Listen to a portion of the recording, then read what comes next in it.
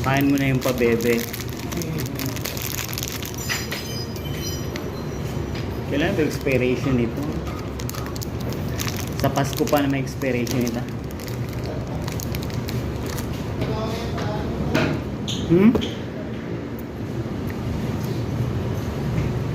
Gusto mo kumustahin yung lola mo doon?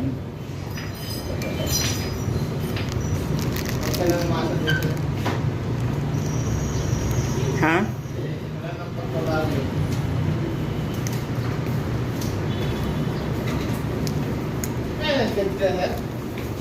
1 minute lang to.